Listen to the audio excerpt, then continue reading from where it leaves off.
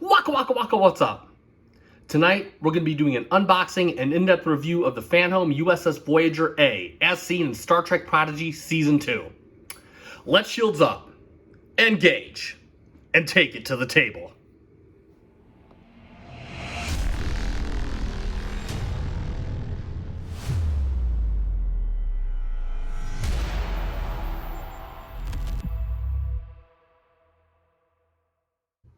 And welcome back to the channel for yet another FC Finch unboxing, first impressions, and review. And judging by the purple box on the table, you already know what day it is. It is that glorious day of the month, Fanhome Day. We're going to be taking a look at the next installment in the Fanhome collection. And you guys already know what this is. And of course, I know what this is because, again, they blatantly listed on their website. And if you guys know what this is a ship that I have been waiting for. Like the Dauntless I could have taken or left, but this ship I have been specifically waiting for. So we are going to take a look at this. I actually have a box cutter. It's a very old box cutter. This box cutter is like 20 years old, but nevertheless, it still works just fine. So we're not going to make any lightsaber noise. It's not colored or anything, but we are going to cut the box open and we're going to get this unpackaged. And yeah, we'll start talking about it. I was going to start talking about this before we open the box, but no, we'll start talking once the box gets opened. And there it is. There it is. And yeah, we'll toss the box off to the side. And yeah, it is the U.S.S. Voyager NCC-74656-A, as seen in Star Trek Prodigy, our first Prodigy ship. How about that? And if you haven't heard me say it before, I'm a big Prodigy fan. Me personally, I think Prodigy is the best of the new Star Trek series that has come out in the recent years. So it is my personal favorite, and yeah, I'm super happy to have the ship. And of course, it is in XL format, which yeah, close to my heart. So let's get a good look at the box itself. Oh no, it's not our first Prodigy ship. That's right, the Dauntless was. Oh, that's okay. This is the first Prodigy ship I care about. So we got Star Trek up there, official Starships collection by Fanhome. You can see a nice underbelly shot of the Voyager A right there. U.S.S. Voyager NCC-74656-A, as seen in Star Trek Prodigy. Got the nice warp effect there of the U.S.S. Voyager.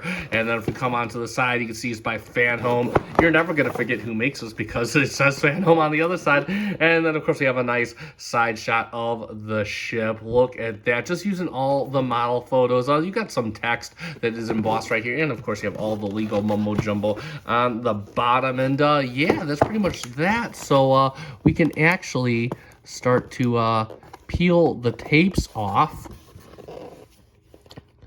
And let's get that going.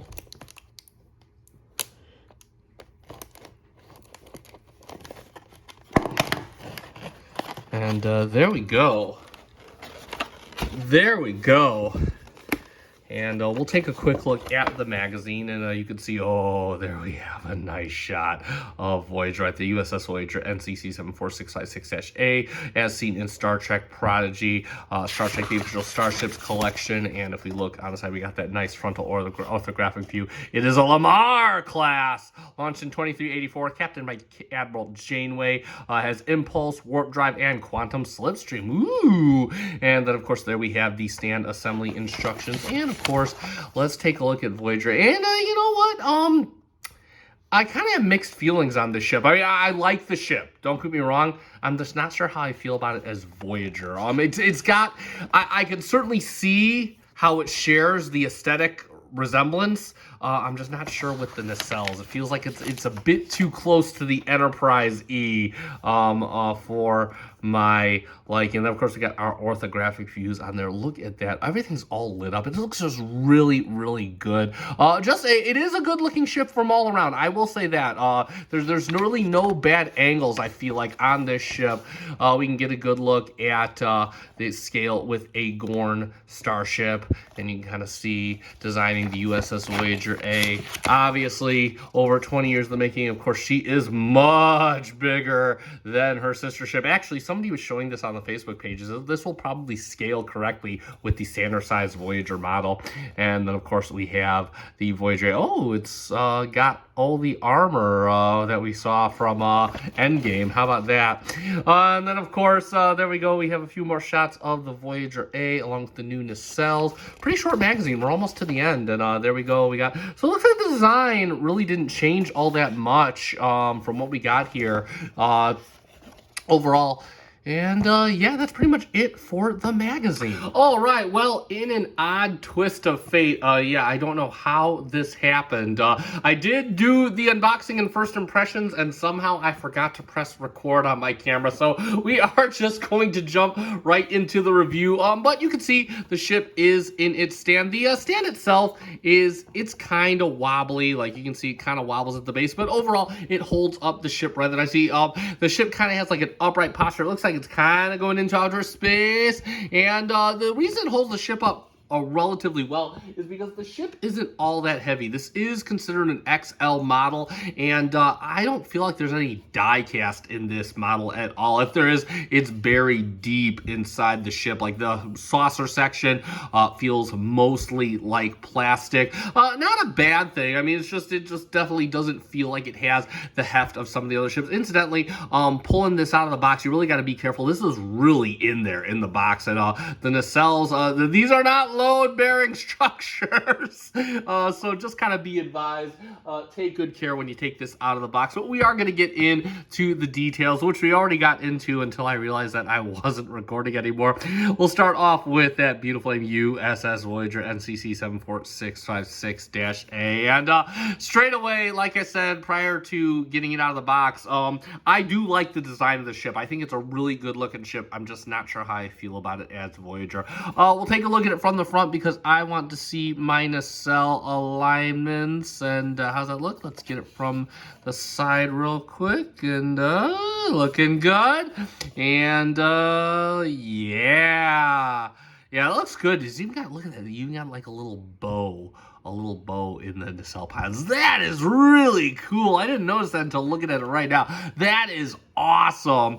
Let's get back in on the saucer and let's go over the details right quick here. And we can see you do have a ton. You're treated just a plethora of colors on the scene. You got like your deep grays right here. You got this beautiful gold detailing going all around the curvature of the saucer.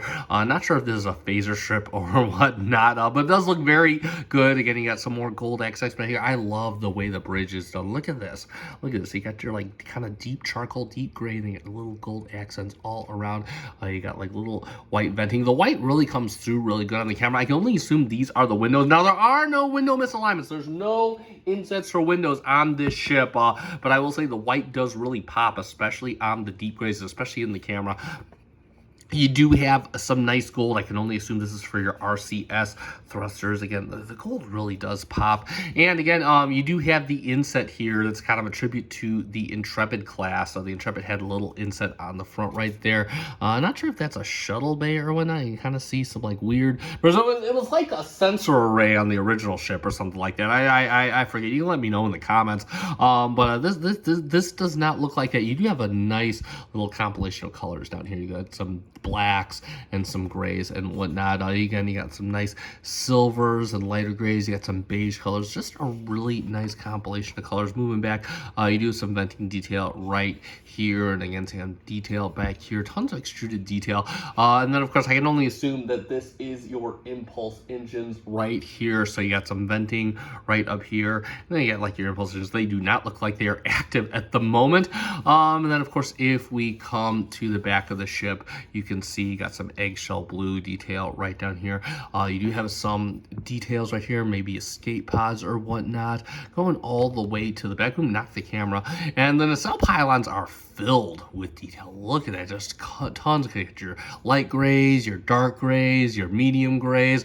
And then if we come to the nacelles are very reminiscent of the Sovereign class. So you do have your warp area done in clear blue plastic, and you got your Bassar collection. So this is a really nice red plastic right here. You know, these bounce, man. These bounce. I would not be touching it. I'm not going to stroke those things too much. You do notice there is no Voyager designation on the back of the ship. That is interesting. Probably wasn't in the studio model or the Studio CG model, and you don't even have it on the side of the ship either. In fact, you don't even have it on the bottom. So this is the only place that you're getting the U.S.S. Voyager. That is interesting. What a sweet side profile this ship has. Look at this. So coming in, again, we got some deep grays towards the front of the saucer. You do have kind of like a sense of, wow, this is interesting. Was the bridge on the bottom? I forget. You can let me know in the comments. I didn't research too deeply into this ship, but that certainly looks like the case here. You do some kind of nice little venting details, kind of like little protrusions and whatnot, coming into some grays, and then of course you got the look at this deflector. Look at how this is done, and you got like it's clear plastic, clear blue plastic. It kind of has a metallic sheen to it. Looks really good. This right here, this design element right here, looks very much Intrepid class. So again, really the only thing not Intrepid is just the nacelles and the way those are. But I'm kind of learning to forgive it now that I see the curvature in the pylons. That does look really good. But again, you got a lot of tribute to the Intrepid class right here. You got your like light grays, your deep grays, tons of molded detail just all through the saucer. Love the gold. Love to see. I can only assume that this is a phaser strip. But yeah, overall, really happy with them. I mean, as from a looks perspective, this is right up there with the best of them. And one thing I did want to point out, I think I pointed out before I found out that my unboxing was not being filmed. Look at this. It's got that new Starship smell. There's no smudges or anything. They didn't do that. They didn't do it because this is a brand new ship when we see it in Prodigy. So she's been in no scuffles. She is on her first mission as far as we know, which is pretty cool. So it's nice that they included that little attention to detail. And yeah, no, from a looks perspective, certainly another job well done for Fanhome.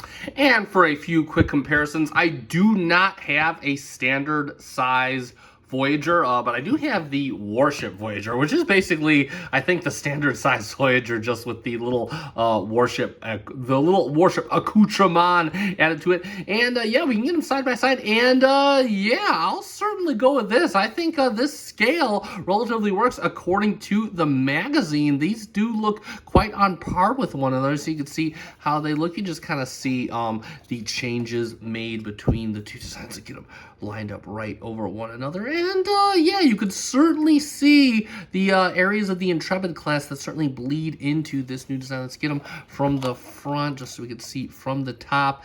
And yeah, you can kind of see where the profiles stay the same. Where they're, yeah, the front profile, you can really see, the association between the two designs. Look at that. And of course, we'll get it in there with the XL Voyager, which is significantly heavier than this. And wow, you can see like the XL, man, she don't pull no punches. Like the XL Voyager is huge, man. She is huge, and she does feel hefty. It's like, oh man, it's like I cannot believe how hefty she feels. Let me get them from the sides real quick so you can kind of see how they look one over the other. And yeah, you can see the newer ship is way more slimmed out from a height perspective, and we'll get them from the front just so we can see how that looks. Yeah, the XL Voyager, don't mess around, man. Oh, one thing I do like is I do love the deflector on the new one, how that does have that clear blue plastic. It was just painted like kind of a copper and light blue plastic on the original Voyager model. And that's going to be pretty much it for our comparisons. And let's sum it up for the Fanhome U.S.S. Voyager A, as seen in Star Trek Prodigy.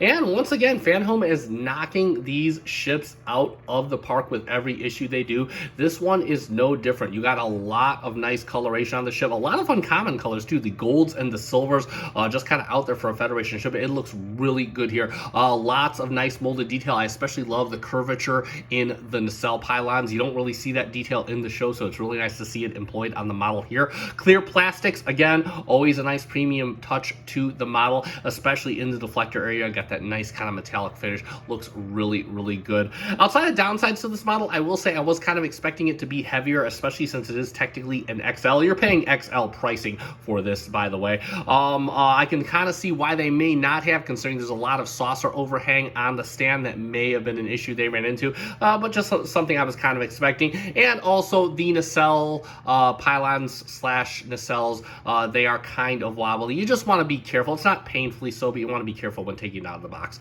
That said, nevertheless, I do highly recommend this model if you are a fan of the ship, a fan of Prodigy, and want to add it to your collection. You can pick it up at Fanhome. If you are a member of the subscription like I am, you will be receiving it any day now. Of course, if you're not, this will be available for purchase at the end of the month. I'll put a link in the description down below. Scroll all the way to the bottom. I would just be very quick when you are purchasing this thing. I feel like it is one of those ships that will go out of stock very quickly.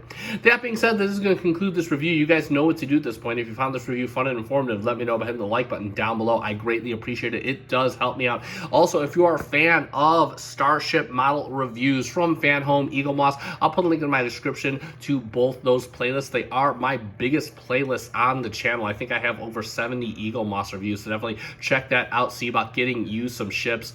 That being said, it is time to end. So I have been FC Finch. Thank you so much for watching, and thank you for making me a part of your collecting journey.